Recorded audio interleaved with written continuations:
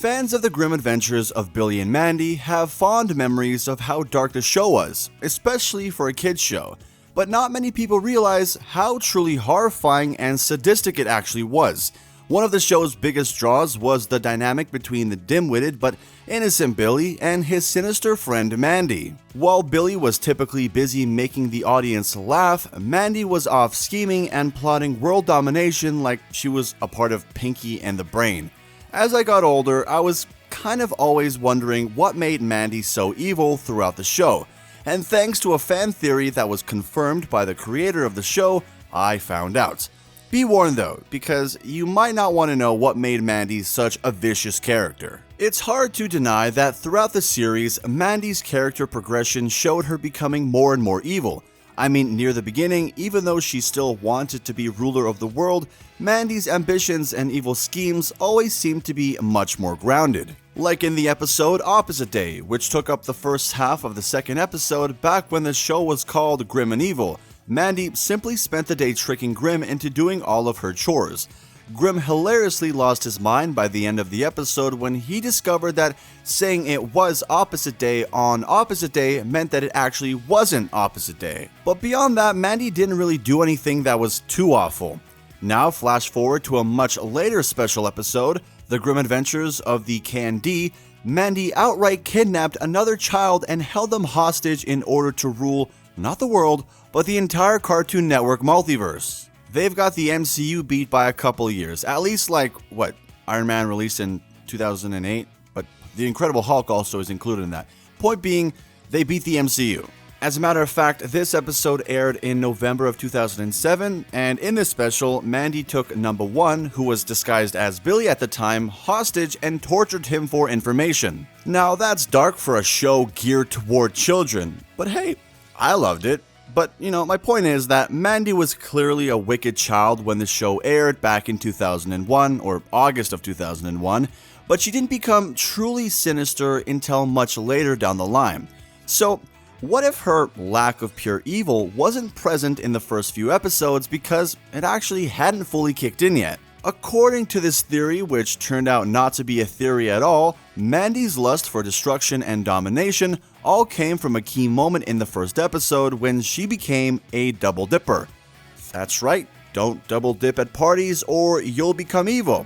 But to be fair, I don't get invited to parties and I don't really like dips, so maybe I'm just an angel.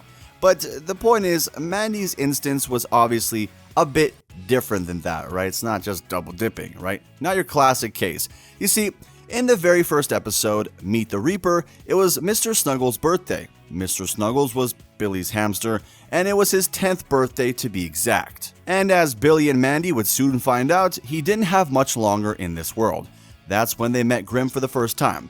And much like you'd expect the Grim Reaper to do, he opened up a glowing green vortex in the center of Billy's room. When Billy asked what it was, Mandy didn't hesitate as she stepped forward and stuck her finger right into the glowing beam bursting out of the floor. What she did next was really interesting, from a certain perspective, I guess. So instead of simply shaking off the green ooze that stuck to her finger, Mandy decided to see what it tasted like, and she quickly recognized that taste as somehow being pure evil, while not seeming concerned that she just consumed some. In fact, she goes in for a second helping with the same finger and consumes even more of the evil vortex.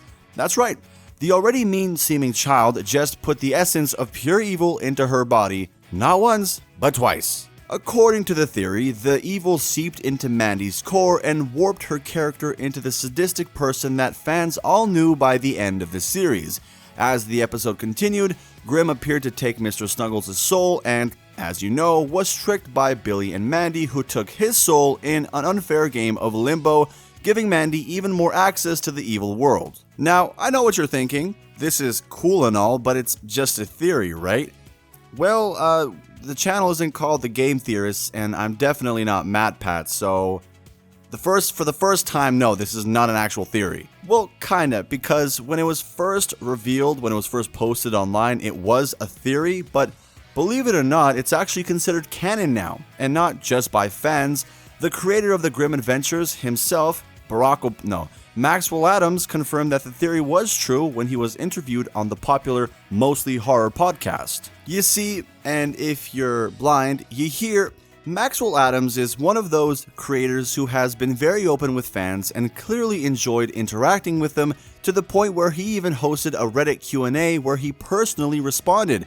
And this shows that he is, or was, active in the Grim Adventures community, which obviously includes the fan theories. I like to believe that he has a burner account where he just argues with people, because I would do that myself. Now, on the Mostly Horror podcast, hosted by Sean Parker and Steve Goldberg, no relation to Joe Goldberg, they discussed various themes in the horror genre, and Maxwell Adams made an amazing guest appearance. And throughout the half-an-hour-long episode, Adams was asked a ton of questions about his love for dark themes and, of course, about his hit Cartoon Network series. During the podcast, the double-dipping theory actually came up, and that was when Adams explained that he loved the theory. In fact, it's not just a theory anymore. He claimed that during the episode Meet the Reaper, Mandy dipped her finger into the portal of pure evil, which slowly corrupted her soul and turned her into the monster she became. He even went as far as saying, it's canon now if it wasn't before. And that's astounding when you think about it, because not only does it mean that he was willing to let a fan build onto a world that he created, but he's also still open to the idea of adding to the Billy and Mandy story. Not that you would need to add to it. The show is already one of the most memorable parts of Cartoon Network from the early 2000s. That being said though, to finally hear that Mandy's evil comes from an actual source is really interesting. But she was just a child, right? So could she really be considered a true villain? Well, the short answer is yes, she absolutely can. Mandy has made such a prominent name for herself as a villain that she's considered by many to be one of the most dangerous Cartoon Network villains of all time. And that's no small feat when you consider that it puts Mandy next to some horribly sinister characters like Aku from Samurai Jack or him from the Powerpuff Girls. Most people put her on the list simply because of her aspirations to rule the world, but she's just as cruel, if not more so, than any other villain that's ever appeared on Cartoon Network. She even tried to take over the Cartoon Network multiverse in the Grim Adventures of the K&D. Father hasn't even tried to do that, not to mention her ability to get away with almost anything, including what could be considered war crimes. Now, in case you don't remember all of the horrendous things that Mandy did throughout the show, I don't blame you, it was a long time ago, but let me refresh your memory. I mean, right off the bat, she and Billy outright enslaved the Grim Reaper, one of the most powerful beings in the universe. And if you don't remember, Mandy did so technically by cheating. During their limbo match in the very first episode, when she felt that they were going to lose, she had Mr. Snuggles jump into Grim's eye socket for kisses, causing the Reaper to knock over the limbo stick. Mandy claimed that Grim would be forced to be her best friend permanently, but what she really meant was for him to do her bidding whenever she asked, with no questions. To make things even worse, it was shown multiple times throughout the series that Mandy was very assertive over her parents, and that's putting it mildly.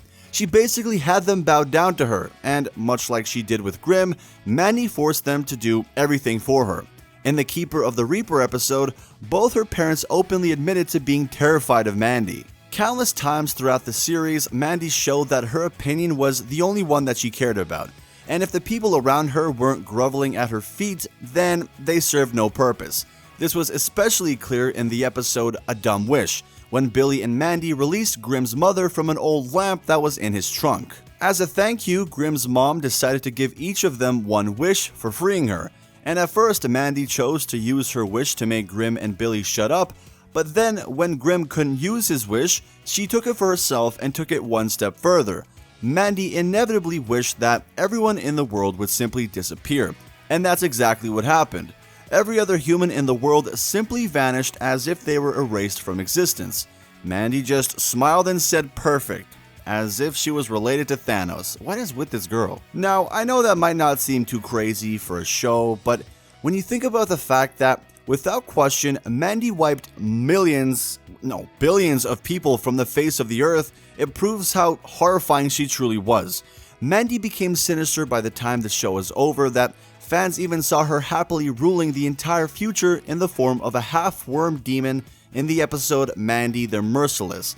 And to think that all of this was because she chose to dip her finger into a vortex of pure evil in the very first episode is insane to me. I mean, talk about character development. But here's a question for you guys, because I've done enough talking. What do you think about Mandy's evil attitude? Do her actions make her one of the most dangerous villains to ever grace Cartoon Network with their evil presence? Or do you think that there was someone worse who deserves that title? Be sure to let me know what you think in the comments below. I will definitely not be making a burner account to argue with you guys.